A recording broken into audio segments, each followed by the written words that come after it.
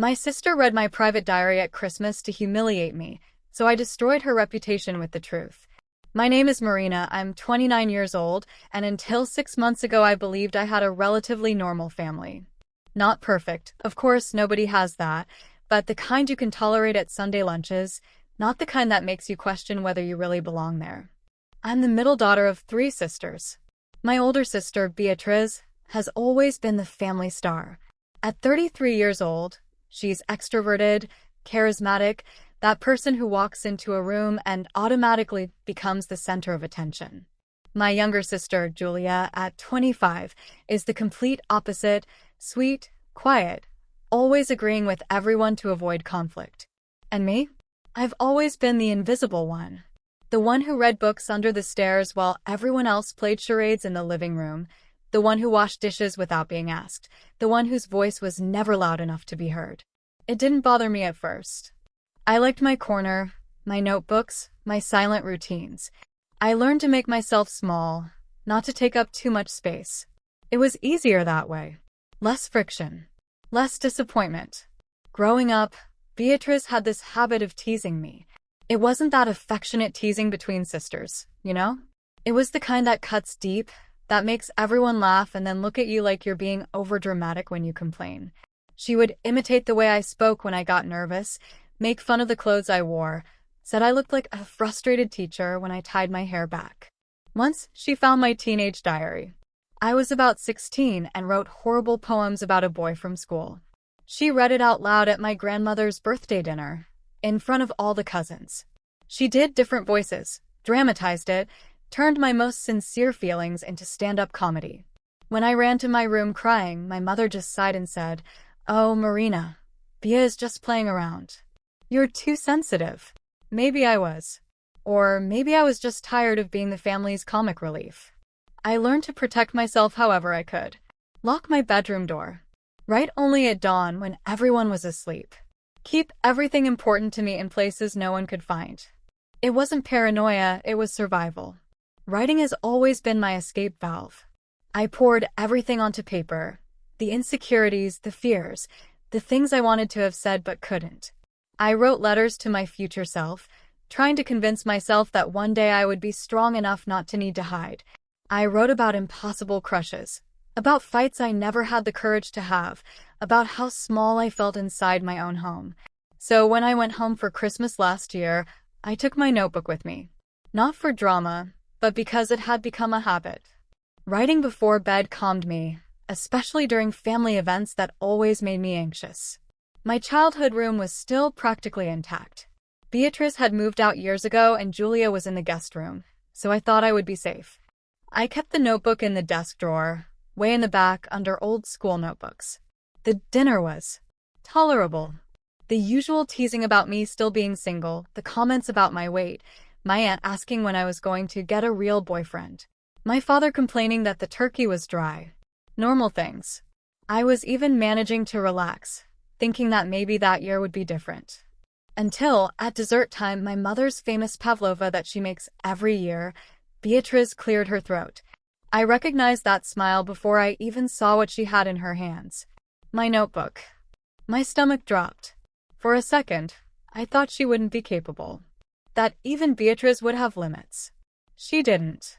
"Guys, I found something very interesting in Marina's room," she announced, raising the notebook like a trophy. Apparently, our lonely little sister has been keeping secrets. Laughter. Not just from her. From everyone. I froze, my voice stuck in my throat. Then she started reading. Out loud. With that theatrical voice she uses when she wants attention. "November 13th, she began, already laughing. "Today I saw Raphael at the bakery again. He smiled at me when I ordered bread. Was it just being polite? Probably. I wish I had the courage to start a conversation, but I can only stutter when I get nervous. I feel so stupid." The table erupted in laughter. My uncle made a comment about still having hope. Julia laughed, without even looking at me. My father shook his head as if I were a child throwing a tantrum. My mother gave Beatrice a light tap on the arm, saying, "That's enough, Bea," but she was smiling. Nobody stopped her. She continued. She read excerpts about how I felt invisible in the family, about my problems at work, about the anxiety that paralyzed me sometimes. She read a letter I wrote to myself after a panic attack, promising myself I would keep trying, even when everything seemed impossible.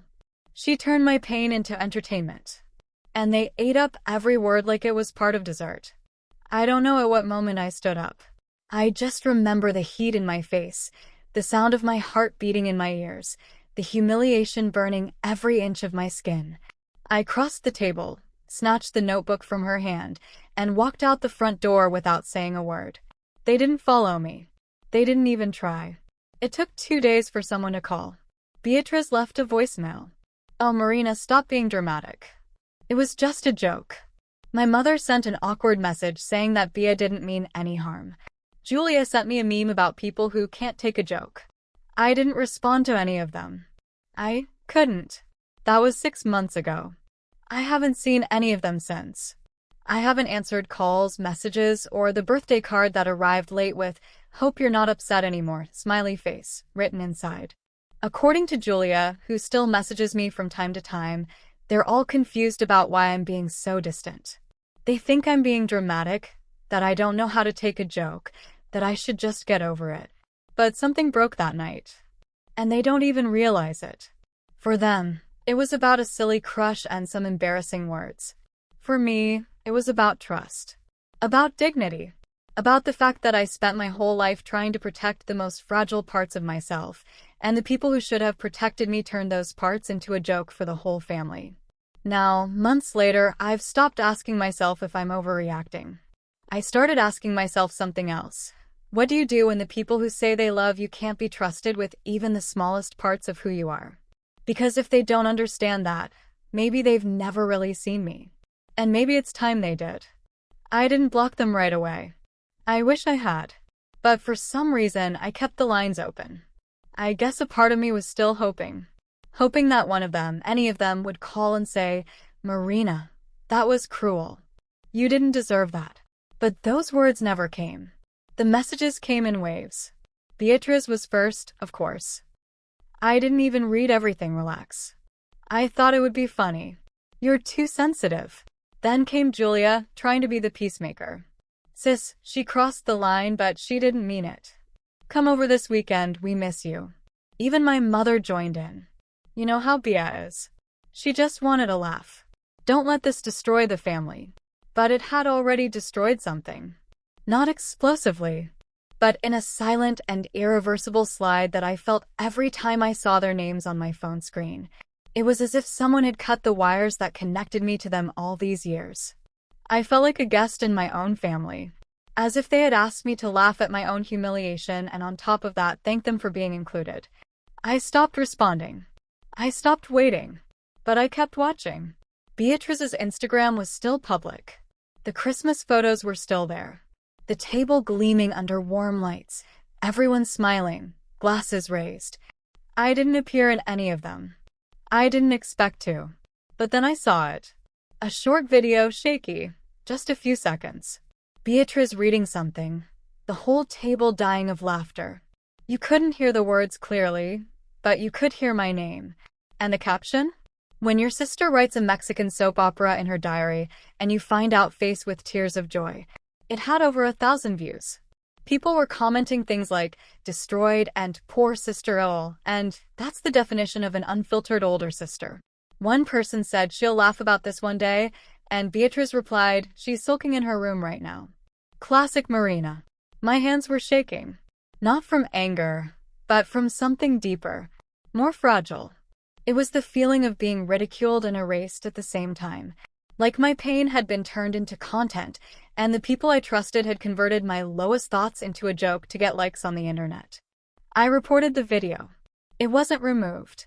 That night, I called my friend Camila, one of the few people who really knew how much writing meant to me. We talked for hours. She didn't give me platitudes. She just listened and then said, "You know, this isn't about the notebook, right? It's about who they've always been." She was right. When I started to really look, I realized this had been building for years. Beatrice had always found a way to turn me into a joke.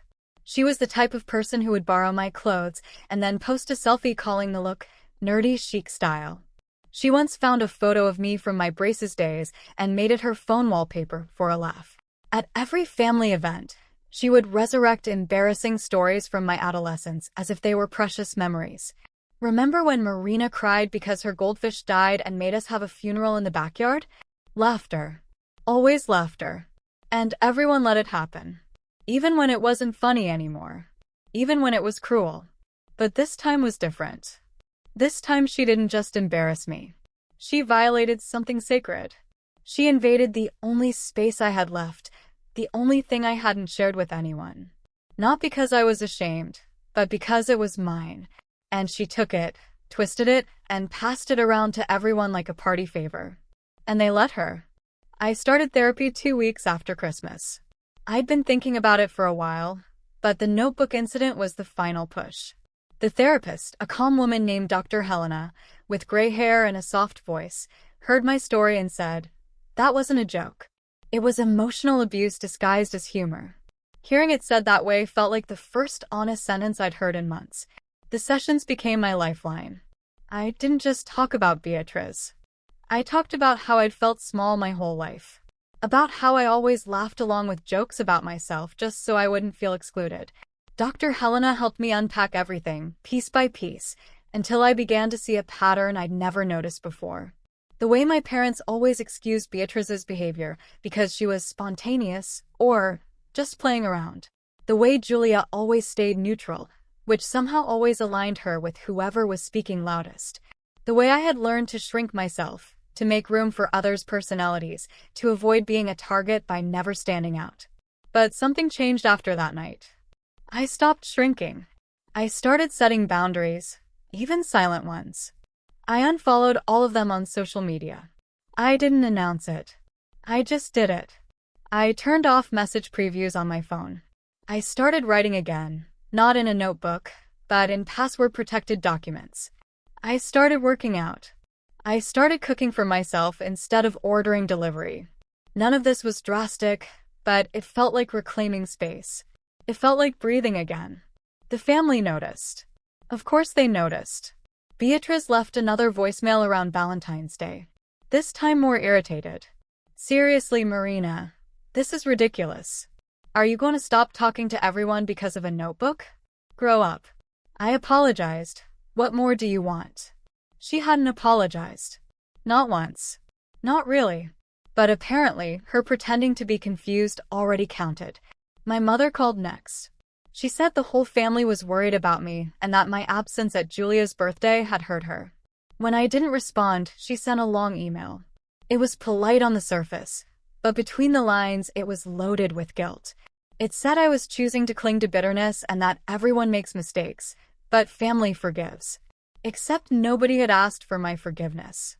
Nobody had acknowledged they did anything wrong.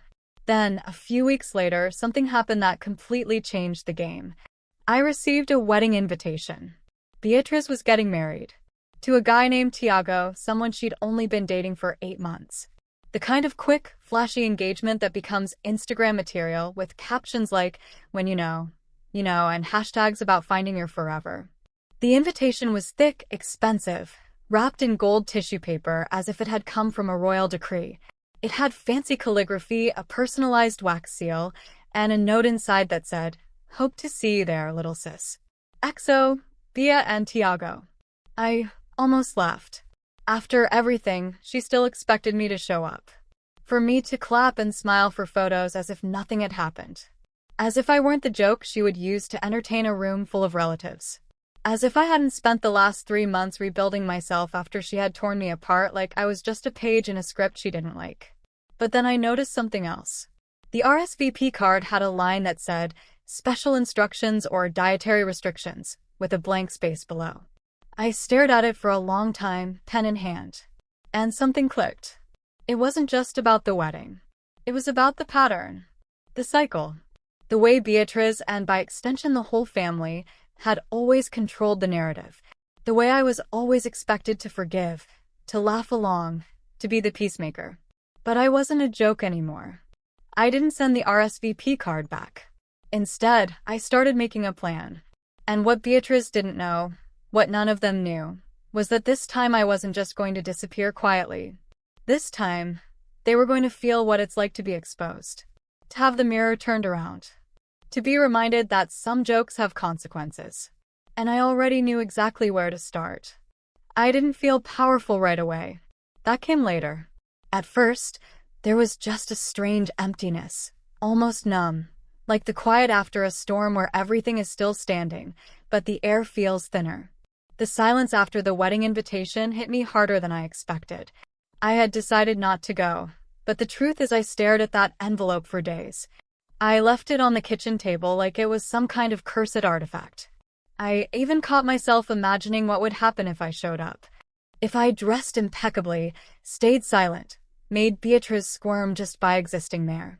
But then I imagined myself sitting at the back of the hall while she made some dramatic speech about how family is important and how happy she was to see everyone together, and I knew I couldn't do it. I was tired of pretending. So I let the RSVP deadline pass. Silently. No response. No message. Nothing. And that silence was its own kind of statement. But around the same time, life outside the family also started to fall apart. The truth is that the notebook incident hadn't just shaken me emotionally. It had left everything unstable. I was behind on projects at work, missing meetings, spacing out during calls. My boss, Andrea, pulled me aside one day and asked if everything was okay. I lied, of course. Said I was just feeling burned out. That it would get better. She nodded, but you could tell she didn't quite believe it. Then came the warning email. Missed deadline. Unhappy client. This isn't typical of you, Marina. Please let me know how we can support you to get back on track. It was kind, but it hurt. Because for the first time in my adult life, I didn't recognize myself either. I felt like I was drowning in clothes that no longer fit. Rock bottom didn't feel like a dramatic fall. It felt like waking up one morning, opening my laptop, and staring at the blinking cursor on a blank document for 2 hours before closing everything again quietly and going back to bed. It was at that moment I realized I was slipping, and no one was going to catch me. Not my family. Not even myself. But maybe that's where the change really began. Because when I admitted to myself that I was at the bottom, I also realized I didn't want to stay there. So I started small. Tiny, invisible victories. I made my bed every morning, no matter how pointless it seemed. I deleted Beatrice's number from my phone. I didn't block it. I didn't archive it. I deleted it, as if it had never belonged there. I went back to therapy, even when I didn't feel like talking. Some days I just sat in silence across from Dr. Helena, listening to the hum of the white noise machine in her office. And slowly, piece by piece, I started building something new. The first real turning point came from a stranger, oddly enough. I had started frequenting a local coffee shop a few blocks from my apartment. Quiet place. Soft jazz. Baristas who didn't try to make conversation beyond, want milk. It was perfect. I started bringing my laptop again, not to work, just to sit there with it, to remind myself what it felt like to want to create something. One day, I noticed a woman sitting across the room, probably in her 40s, frowning at her screen like the computer had personally betrayed her. After a few minutes, she sighed, rubbed her temples, and muttered loud enough for me to hear, "I swear this grant proposal is going to kill me." I smiled without meaning to. "I said that about a grocery list yesterday." She laughed. A short, surprised laugh.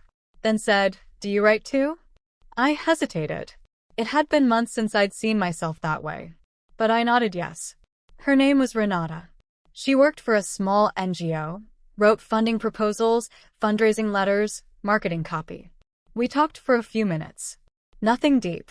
Just enough to remember what a real conversation felt like. She wasn't being invasive. She wasn't performing.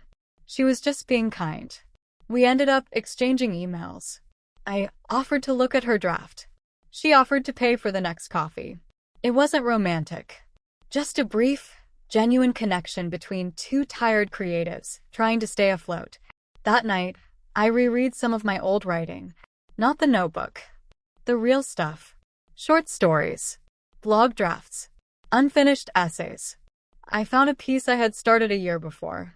Something raw and confessional about emotional invisibility and growing up in the shadow of louder siblings. I had abandoned it halfway through because it seemed too personal, too vulnerable. But now it felt like the only thing I really wanted to say. So I finished it. It took a week, a dozen revisions, and more coffee than any human should legally consume. But when it was done, I submitted it anonymously to a small digital magazine I'd always admired but never had the courage to try. I didn't tell anyone. Not even Renata. I just hit send and went on with my week, trying not to obsess. A month later, I received an email with the subject, "We loved your piece and would be honored to publish it in our March edition." I read it 3 times before it sank in. And then the comments started appearing. People shared it. Commented things like, "This hit too deep," and "I thought I was the only one who grew up like this." One person wrote, "It's like you got inside my head and said the things I was too afraid to admit out loud." That one made me cry. Not because it was sad, but because for the first time in months, maybe years, I felt seen. Not ridiculed. Not turned into a joke. Seen. The success was small. Quiet.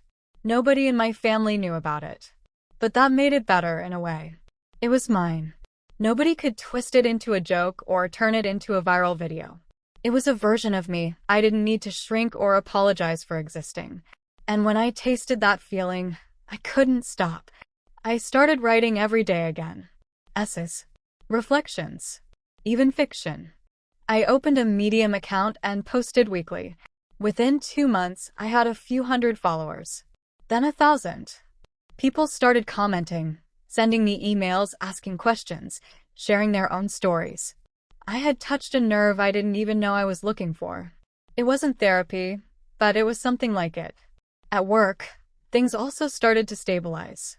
I got back on track with my projects. Landed a new client. My boss noticed. She didn't say much, just sent a one-line message during a team meeting, happy to have the usual Marina back. But I wasn't the usual Marina. The usual Marina would have gone to that wedding out of obligation. Would have laughed at the jokes. Pretended it didn't hurt.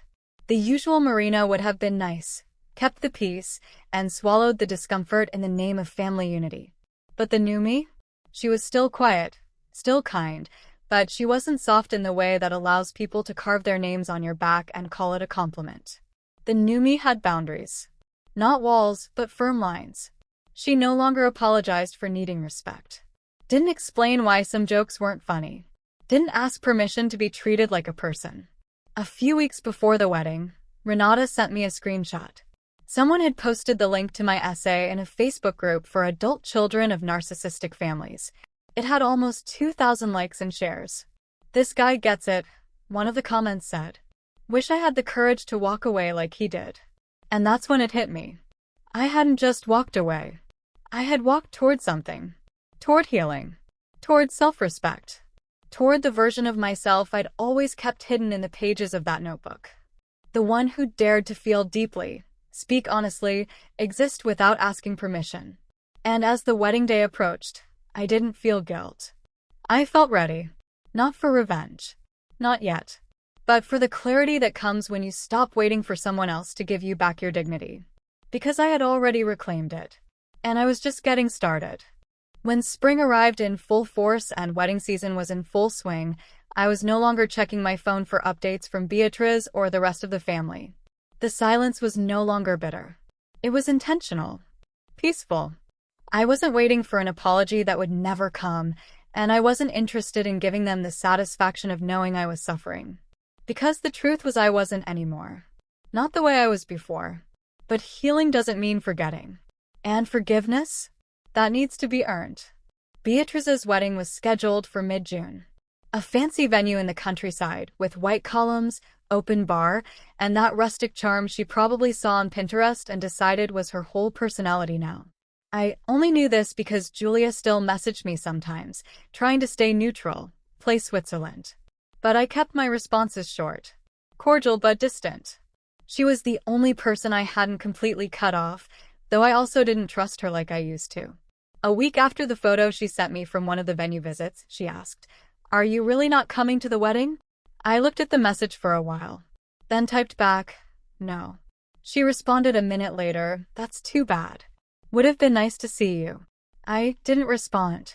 But I wasn't just not going. I was preparing.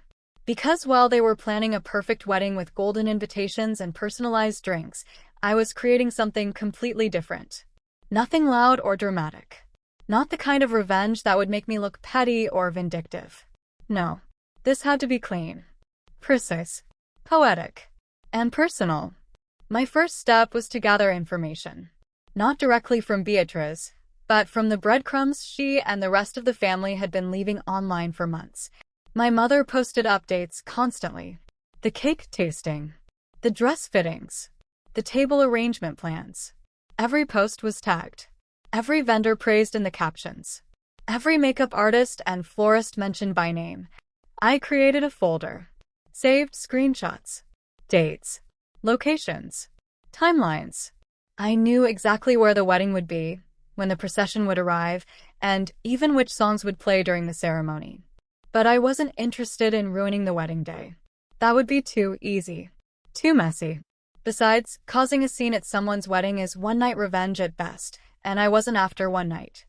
I wanted something that would last. So I went back to the thing they'd always underestimated about me. My writing.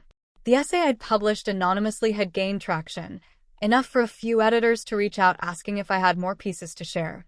One of them, a woman named Adriana who ran a reasonably large site for personal essays and memoirs, offered me a guest column for the summer. She said my voice had a quiet power, and that my story had touched a nerve with a surprising number of readers. I hadn't planned to write anything directly about my family again, but when I read her email, the idea clicked. This wasn't just about me anymore. It was about all the people who had notebooks read aloud. All the people who were ridiculed for being sensitive. For being quiet. For being the butt of jokes made by people who swore they were kidding. So I started writing. Not a sensationalist piece. Not an attack on Beatrice. But a carefully crafted and brutally honest essay titled, "The Day My Sister Read My Private Diary at Christmas." It wasn't angry. It was factual. It was thoughtful. It told the story as it happened. My perspective. My pain. And most importantly, the consequences. The betrayal. The denial. The way the family twisted everything to be my failure to take a joke. I wrote about growing up with someone who always needed to be the center of attention, and how everyone learned to orbit around her just to keep the peace. I wrote about the impact of public humiliation, especially when it's dismissed as harmless. I wrote about the difference between teasing and cruelty, about boundaries, about silence, and about walking away, not out of spite, but out of necessity. I didn't use names, no locations, no specific details that could trace directly back to them, but I included enough emotional truth that anyone who knew the context, anyone who was at that table at Christmas, would instantly recognize themselves in the story. I sent it to Adriana on a Tuesday. It was published the following Monday, and within 48 hours, it exploded. People shared it like wildfire. Therapists reposted it. Reddit threads picked it up.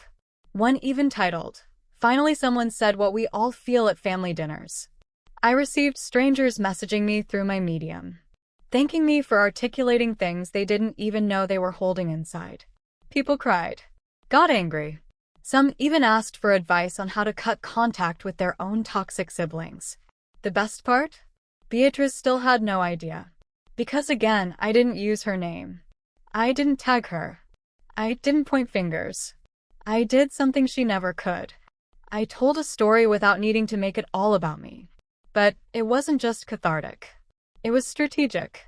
Because a few weeks later, something strange started happening. A cousin I hadn't heard from in years messaged me out of nowhere. "Hi, I just read your piece." Wow. Was that about what happened at Christmas? I was there. I didn't realize it hurt you so much. I'm sorry. Then another cousin. Then an old family friend. Then a colleague of my mother's who followed my writing blog. The cracks were forming. And Beatrice didn't even know yet. But the final piece, the move that would tie everything together, came by accident. Julia messaged me again, this time with a photo. It was the wedding table arrangement plan. My name was still on it. "I think they're still expecting you to show up," she wrote. I stared. And then I zoomed in. That's when I saw it.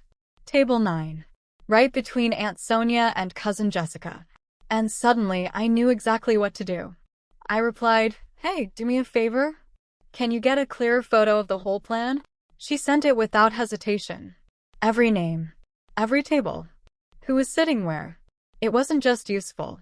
It was a gift. Because what I was planning now wasn't dramatic. It wasn't destructive. It was surgical. I opened a new document and started drafting letters. Polite. Formal. Directed at a very specific group of people. The vendors. The caterer. The venue. The officiant. The DJ. The florist. I wasn't trying to sabotage their contracts or cancel anything. That wasn't the point. I just had questions. Friendly, curious questions. I posed as someone organizing a future wedding and said I had recently attended an event where I saw their work. I mentioned the venue. The date. I asked about rates, service details, packages. I wanted to understand the experience they offered, the type of clients they worked with, and if they would be open to featuring past weddings in their promotional materials. Most of them responded. And just like that, I had everything I needed. A complete list of services. The names of stylists. The price of Beatrice's wedding down to the chair rental.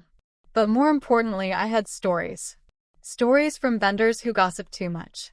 A DJ casually mentioned that the bride had insisted on controlling the playlist down to the second, and had a meltdown when he asked if the best man could give a speech longer than 3 minutes. The florist said Beatrice demanded more peonies, or I'll post a bad review on Yelp. The photographer joked that he had a whole folder of problematic bride quotes from her, and that this wedding was going in his "do not recommend" book. I recorded the calls, saved the emails, and I wasn't going to use them. Not directly, but I had them. Just in case. Because now Beatrice wasn't just vulnerable in my memory. She was vulnerable in hers. The mask she wore for the world. The curated perfection. The social media smiles. The I'm the fun sister persona was wearing thin. And I was the only one who knew where the cracks were. Still, I didn't send anything. Didn't publish a follow-up piece. Didn't forward the vendor gossip to anyone. Instead, I waited. And a few days before the wedding, I finally broke my silence. I messaged Beatrice. It was the first message she'd received from me since Christmas. It said, "Hi. Just wanted to let you know I'm not coming to the wedding. But I'll be watching from afar. And just for the record, I hope you've learned that some stories aren't yours to tell." She didn't respond. But I know she read it. Because that night, she deleted the Christmas video from her Instagram. Not because she felt guilty, but because she was starting to realize she was no longer in control of the narrative. And for someone like Beatrice, that was the beginning of the end. Beatrice's wedding day arrived with an absurdly perfect blue sky. Bright sun, gentle breeze, birds singing as if they'd been hired to compose the soundtrack. But I wasn't bitter. I wasn't ruminating. I wasn't even angry. I was calm. Because everything was already in motion. You see, while Beatrice was busy organizing wedding hashtags and micromanaging table arrangements, she still hadn't realized what I had done. She hadn't read the essay. Hadn't seen the threads. And if she had, she didn't recognize herself in it. That was the beauty of it. I didn't write it for her. I wrote it for everyone except her. But the people around her? Those were a different story. The night before the wedding, I posted a follow-up piece on my Medium. Subtle. Titled, "When the Joke Stops Being Funny." It wasn't a rehash of the story. It was a reflection. A meditation on accountability. On silence. On the myth that forgiveness should be unconditional, especially when no one has asked for it. I didn't say wedding. I didn't say sister. But I wrote about what it's like to be expected to show up for someone who never showed up for you. About how walking away isn't always petty. Sometimes it's the healthiest choice a person can make. It was published at 7 a.m. By noon it was trending. That was the first crack. The second came at 2 p.m. during the cocktail reception, I found out later. The photographer, yes, that photographer messaged me. "Hey, saw your piece. Just realized who you were. Wish I'd known before. Never would have taken this job." That family was insane. Also, you weren't exaggerating about the diary thing? That's horrible. I didn't respond. I didn't need to. But I screenshot the message and filed it away. Just for me. Now, here's where things get interesting.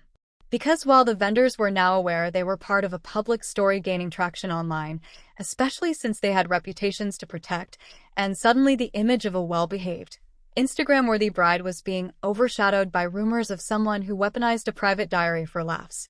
Beatrice's event planner, caught between damage control and limiting losses, had to spend the hour before the ceremony calming down a DJ who now feared being included in an exposé and a florist who was furious about being deceived about the coverage. Someone whispered something to a bridesmaid, who whispered to another. And by the time Beatrice walked down the aisle, half the bridal party knew that someone had written about her online. She didn't know how much, but she knew it was enough. According to Julia, who I spoke with later, after everything fell apart, Beatrice spent the first 30 minutes of the reception asking everyone, "Do you think it's about me?" And the problem is, once you have to ask that question, you already know the answer. But that wasn't the collapse. That was just the tremor. The real unraveling happened in the 2 weeks that followed. After the wedding photos were posted, some readers, some who had put the pieces together, started commenting vague and ominous things under Beatrice's photos. "Is this you? Guest jokes aren't always harmless, huh? Funny how some people treat family. Nothing aggressive. Nothing that could be reported. Just enough to make her squirm." She started deleting comments, then archiving photos. Then finally, she made her Instagram account private. The TikTok version of the wedding video? Gone. The gift registry link? Deactivated. But the damage was done. Some people from her work, she worked in event marketing, had seen the posts before she could delete them. A coworker, who followed my Medium, recognized the story immediately. And she took it to HR. Because here's the thing. When your whole job is branding and public image, and someone finds out you once humiliated your own sibling for laughs in front of a dozen people and then bragged about it online, that reflects poorly. Especially when your sibling ends up writing essays about abuse and healing that go semi-viral and get reposted by therapists and advocacy groups. She wasn't fired, but she was reassigned. Off the client-facing team. Internal only now. No more events.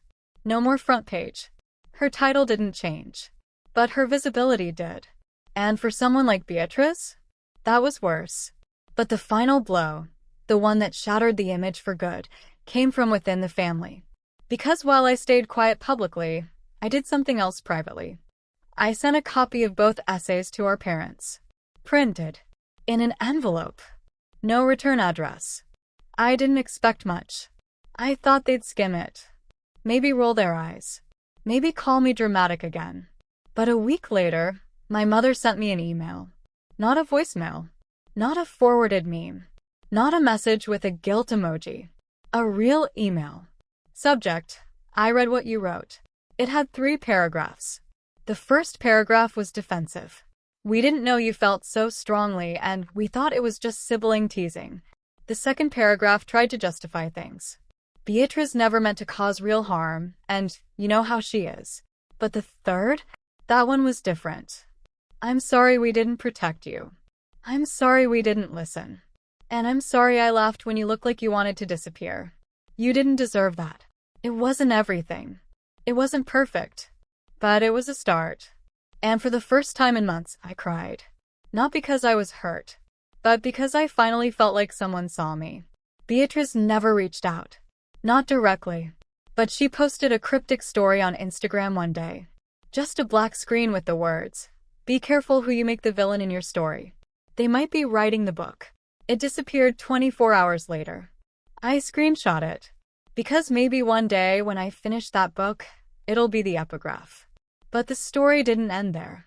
Not completely. Because revenge, I discovered, isn't a single event. It's a process. A slow unfolding of consequences that reveal themselves over time. And as the months passed, I started to see exactly how far the ripples had spread. My Medium went from 10,000 followers. I did podcast interviews. I even signed a contract to compile my essays into a book about emotional boundaries, silence, and walking away from toxic family dynamics. The working title? No Longer the Joke, a manifesto on reclaiming your voice. People still asked me, did she ever apologize? And the answer was no. But I no longer needed her to. Because revenge wasn't about burning bridges. It was about finally learning to build better roads. But something happened that I didn't expect. Something that changed everything again. 3 months after the wedding, I received a message on Instagram. From someone I didn't know. A woman named Patricia. Hi Marina. You don't know me, but I'm friends with the bride from the wedding you didn't go to. Beatrice. Or I was. I read your essays. Recognized the story immediately. And I need to tell you something.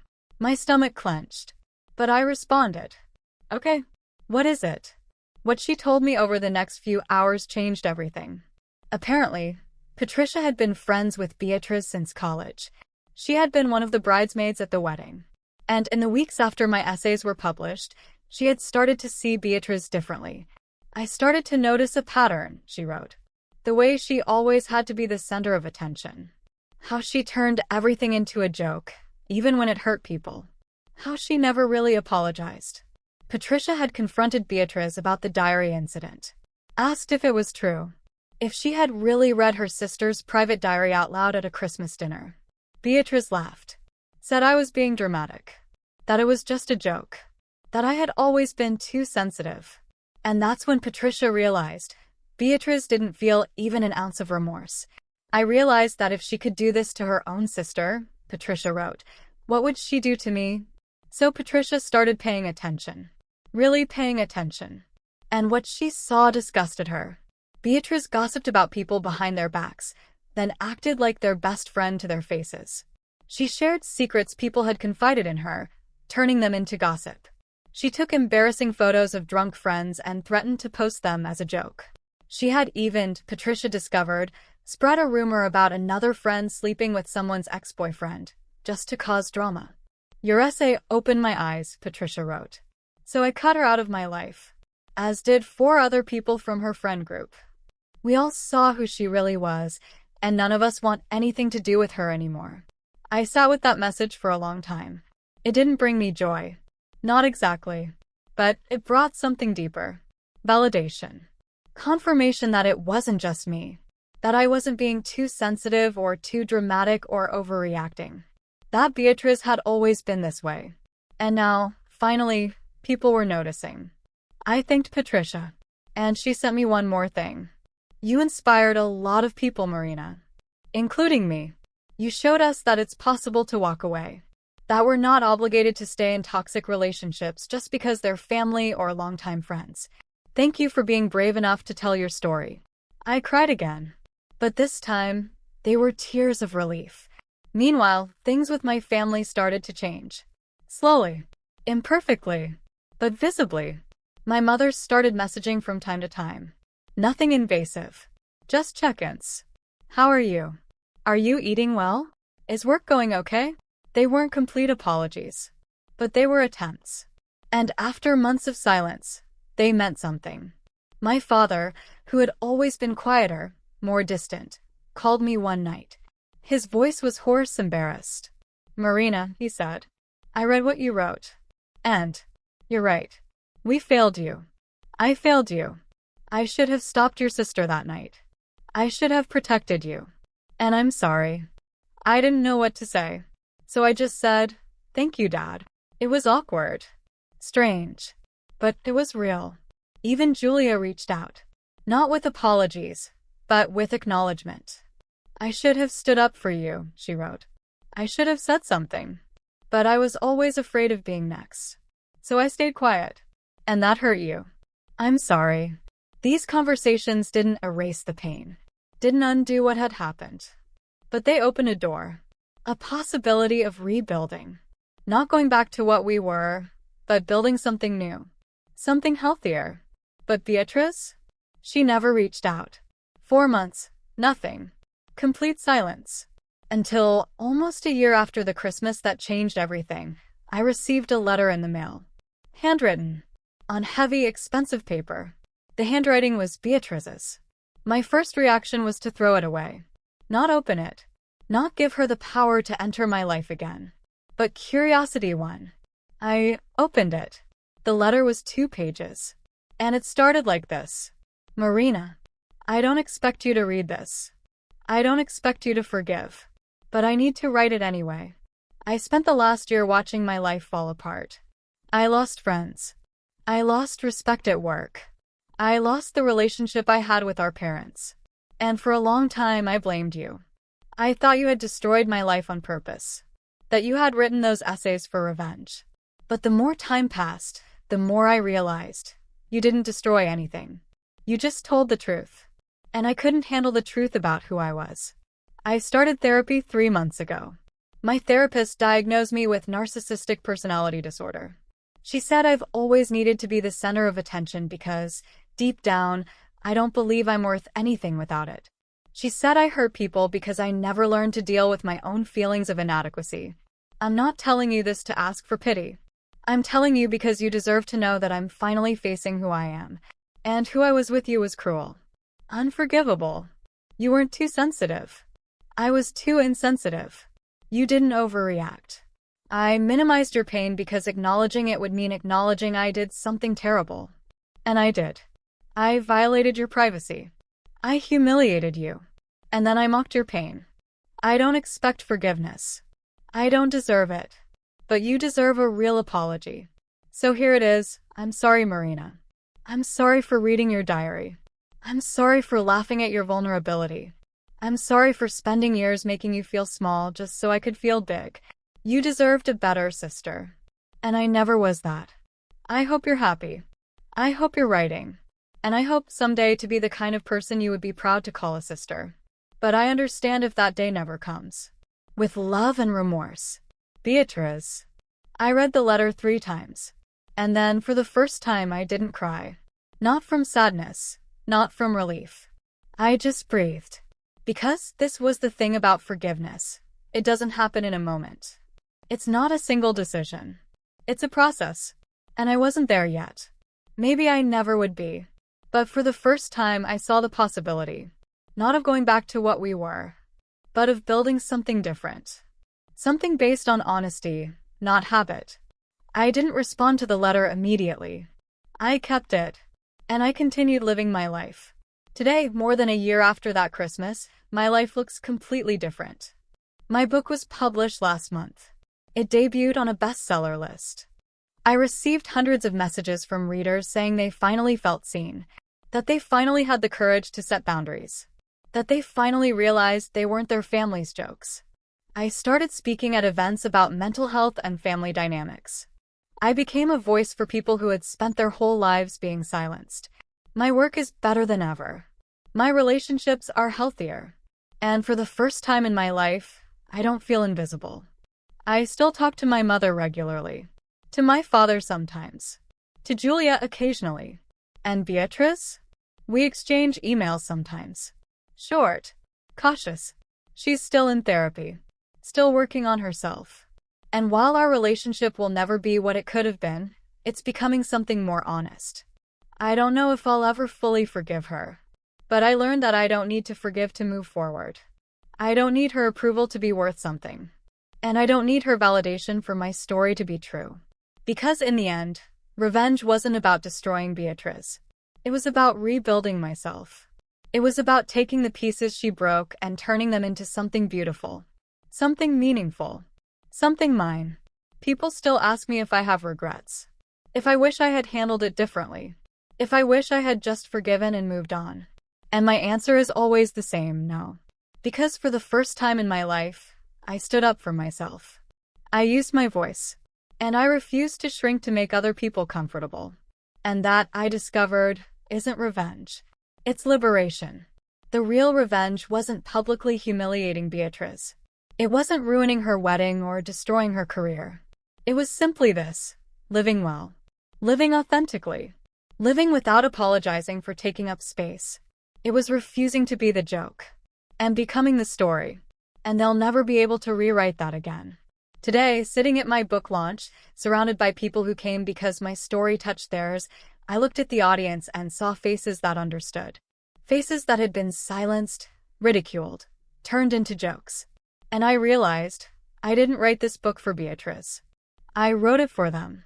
For all of us who learn to make ourselves small. For all of us who are finally learning to take up our full space. The last question in the Q&A came from a young woman, probably in her early 20s. "How did you know it was time to walk away?" she asked, voice trembling. I smiled, because I finally had an answer. When I realized that staying was costing me more than leaving. When I understood that loyalty to family doesn't mean tolerating abuse. And when I finally gave myself permission to choose myself. She nodded, eyes full of tears of recognition. And when the event ended, as I signed books and heard story after story of people finding their own voices, I felt something I hadn't felt in years. Peace. Not because everything was resolved. Not because everyone apologized. But because I finally understood, I didn't need their approval. I didn't need their remorse. I didn't need their forgiveness. I just needed my own voice. And now that I had found it, no one could take it from me again. So no, I didn't burn bridges. I built better roads. And those roads led me exactly where I needed to be, back to myself. In the end, that was the best revenge of all. If this story touched you in any way, please leave a like and subscribe to the channel for more stories of overcoming injustice. Your comments and support make all the difference for other people who might be going through similar situations. See you in the next story.